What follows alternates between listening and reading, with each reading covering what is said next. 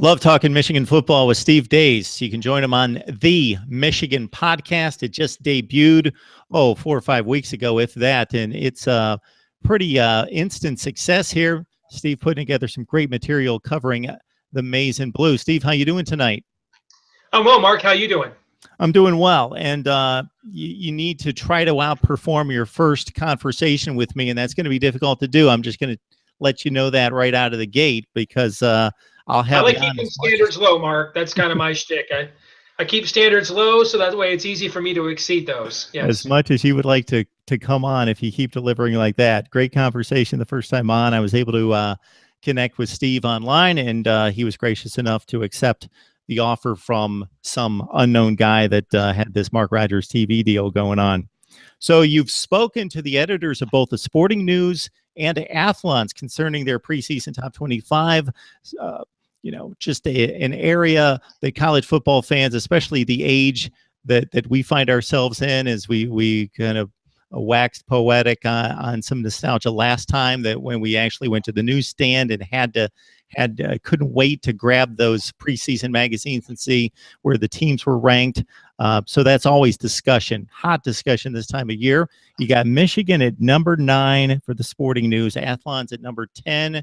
What were some of the thoughts that you were able to delve into with these editors concerning their thought process? Well, so far on the Michigan podcast, Mark, as you said, we've had both those editors on, Mitch Light from Athlons, and it's their 50th anniversary issue, and it's fantastic. I mean, there's a lot of great memorial stuff in there. They rank their 50 greatest players of the last 50 years, the 50 biggest stories in college football of the last 50 years.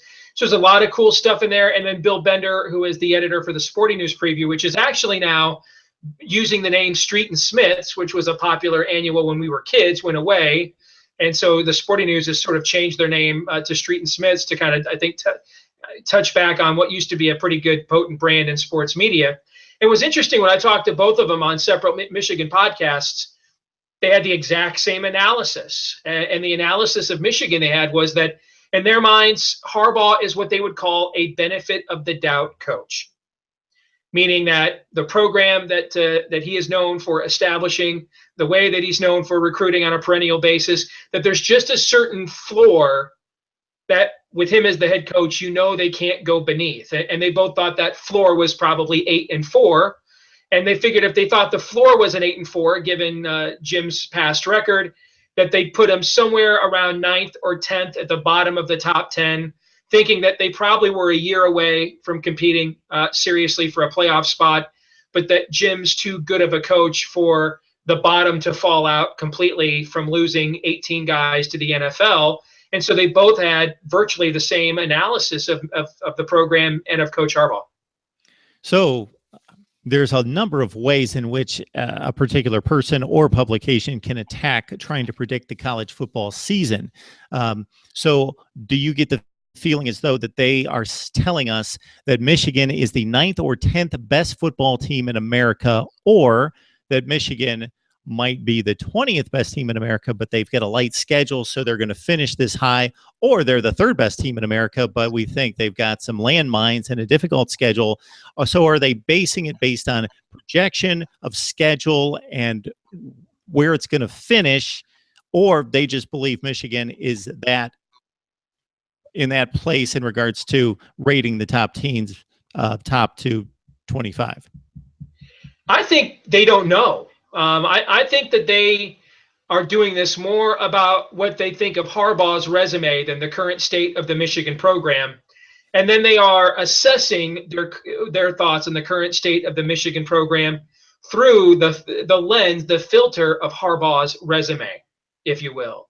I think that maybe unless the name was Nick Saban, Urban Meyer, Bill Belichick, Jimbo Fisher, or Dabo Sweeney, I think it's highly unlikely these publications, when you lose 18 guys to the NFL, would have Michigan in the top 10. Okay. So do you get a feeling? And I think it's really all about Harbaugh. That's what I think. Yeah.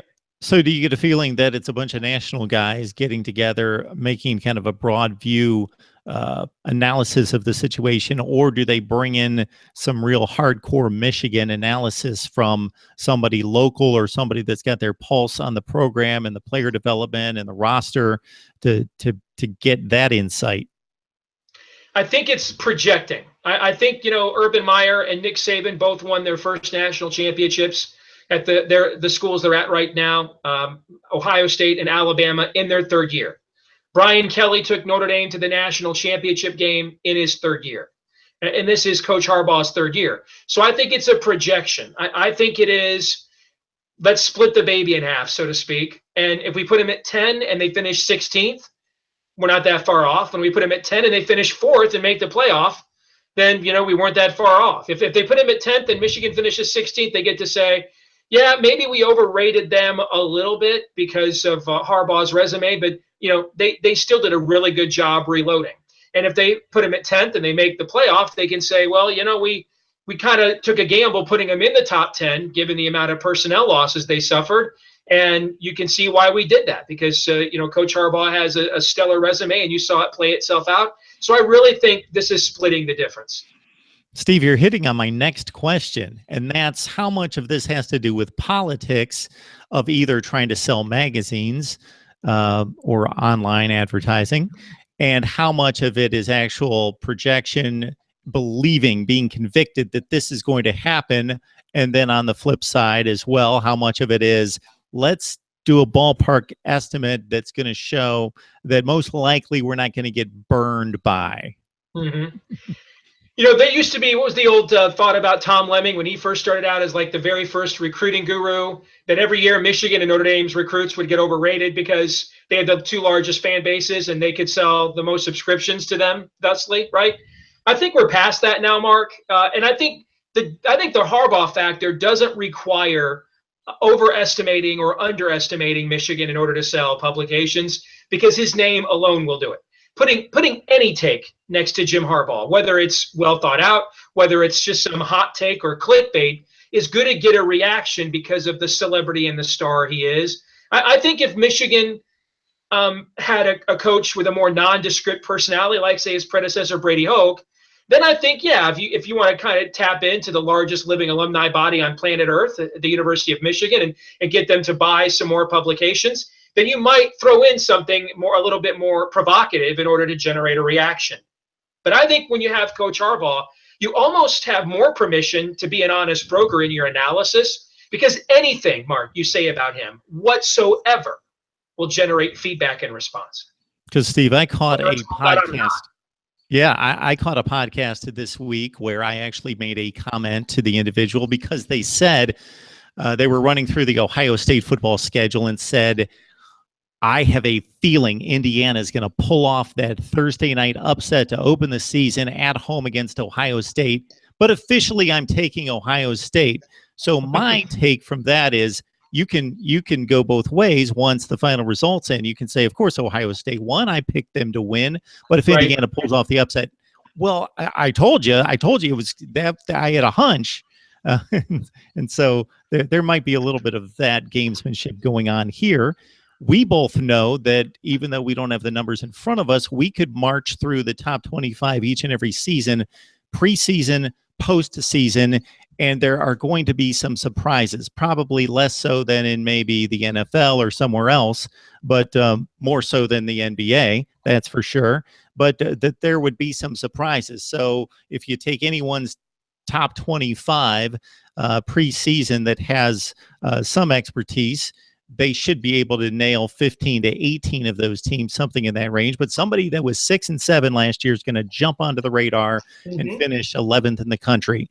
And I give a little bit more credit to and garner a little bit more respect for those publications or individuals who take a shot, not blindly, but based on projection analysis, and say, you know what, they were 5 and 7 last year, but we really think things are coming together and they're going to finish 18th in the country. And you're not going to get most of those rights. And for the fans that sometimes hold these predictions to the fire and say, wow, you only got 21 of 25 teams, top 25. Well, none of us can see the future. None of us have a crystal ball. It is difficult to do. Agreed. If you look at the last 8 teams to make the college football playoff, 3 of them, Mark, finished ranked 12th or opened the season ranked 12th or lower. So that's almost half of the teams that made the playoffs the last 2 years. Washington, for example, opened the year last year ranked below 12th in the preseason poll, and they made the playoffs. So you're right about that. Teams are going to take jumps, are going to take leaps. You look at a team like Texas in Tom Herman's coaching career as an offensive coordinator at Iowa State, then Ohio State, then a head coach at Houston. On average, his teams have improved by 4.3 games per season in his very first year at those 3 schools. I think we're overestimating how easily Clemson is going to move on from Deshaun Watson. I'm working on my college football preview right now, and the way I do mine every year to avoid trying to have it both ways is my preview is actually a prediction for how I think the season will end. The rankings I put out in the summertime are what I think the final rankings will be the 1st of December once every regular season and conference championship game has been played. And I just finished my player rankings positionally for all the positions in college football last night. And there's several Clemson players I have ranked in the top 10 at their position that they have returning. So, I mean, there's still a lot of talent there, but we forget with Clemson last year, NC State, Auburn, Florida State. Those are 3 games right there that even with the guys they lost and Deshaun Watson, they had to pull those games out in the 4th quarter in order to even get to the college football playoff to begin with. So I think talent-wise, they're not going anywhere. I give Dabo Swinney a lot of credit. He's maybe the only coach in my lifetime I can think of that's removed a word from the English language. Clemsoning is no longer a verb. So not many coaches can say, hey, I changed the language. He can, and that's great. I don't think they're going away at all. I think, for example, we'll be sitting here next summer probably and talking about them as a preseason consensus pick for the playoff. But I think losing Deshaun Watson, not knowing who the quarterback's going to be, they really didn't even come out of spring with a pecking order. It could be any of 3 guys. I think especially when they got a game early on against Auburn, which I think is stacked, and now they're adding Jarrett Stidham at quarterback, who I saw play covering the Big 12 at Baylor. He is the real deal. This is not a Jeremy Johnson situation where we saw him in a half once, you know, when Nick Marshall was suspended and everything else is just sort of off-season fluff. This guy has done it on the field. He's exactly what you want in that Gus Malzahn offense. He is not the runner Nick Marshall was, but he's a good runner, and he has an NFL-style arm. Think of Johnny Manziel kind of ability, but an NFL body. Now, I'm not saying he's going to be a Heisman Trophy winner or anything like that or a transcendent figure like Manziel was, but I think he'll have a huge impact on their program. And that's a game that Clemson has to play right away at home without really knowing who their quarterback's going to be. So I think we're overestimating how easily Clemson will recover from the losses, from the loss of Deshaun Watson on top of the other losses. And I think it remains to be seen whether or not we're underestimating or overestimating how quickly Jim Harbaugh is going to be able to rebuild on the fly. As I told you when I was on here a couple of weeks ago, I think Michigan's the most fascinating team because I think they clearly have an elite coach and the kind of coach that the last 2 years has recruited at that we don't rebuild, we reload level, but it's only been the last 2 years.